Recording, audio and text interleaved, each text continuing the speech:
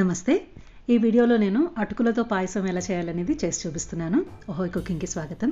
చాలా తొందరగా, చాలా త్వరగా చేసేసుకోవచ్చు. చాలా సులభంగా చేసుకునే పాయసం ఇది.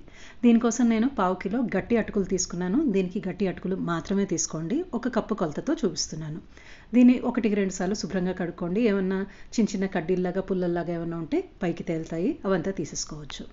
తర్వాత నీళ్ళంతా తీసి పెట్టేశాను. పూర్తిగా డ్రైన్ చేసేసి పెట్టుకున్న అటుకులు ఇవి. నేను ఈరోజు బెల్లంతో చేసి చూపిస్తున్నాను. దీనికోసం నేను 1 కప్పు అటుకులకి 3/4 కప్పు బెల్లం తీసుకున్నాను. ఇంత తీపి సరిపోతుంది. మీరు బాగా స్వీట్ ఇష్టపడే వాళ్ళైతే ఇంకొక టీ స్పూన్ వాడుకోవచ్చు బెల్లం కావాలంటే. తర్వాత ఒక అడుగు మందం ఉన్న పాత్రలో కడిగి పెట్టుకున్న అటుకులు వేసుకుని 2 కప్పుల పాలు, కాగపెట్టిన పాలు రూమ్ టెంపరేచర్లో ఉన్నది పోసుకుంటున్నాను. తర్వాత లో నుంచి మీడియం ఫ్లేమ్ పెట్టుకుని 3-4 నిమిషాలు ఉడికించుకోండి అటుకుల్ని.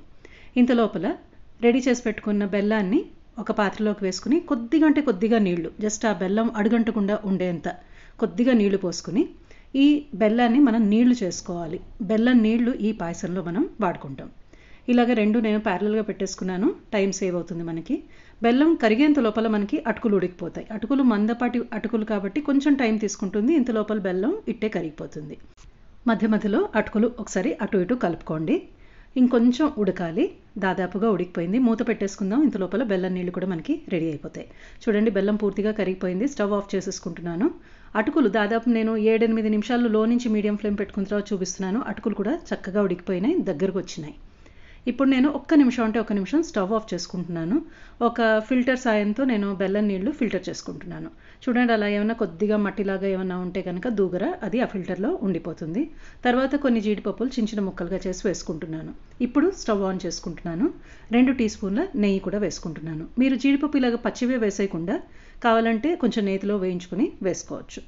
తర్వాత కొద్దిగా అంటే కొద్దిగా చూడండి, ఒక నా చేతిలో పట్టుకుంటే ఎంత చిన్నగా ఉందో అంత చిన్న ముక్క పచ్చకర్పూరం తీసుకోండి. పొడి చేసేసి వేసుకోండి. ఇది మీకు అందుబాటులో లేకపోతే కనుక పావు టీ స్పూన్ నుంచి 1/2 టీ స్పూన్ యాలక్కాయ పొడి వేసుకోండి.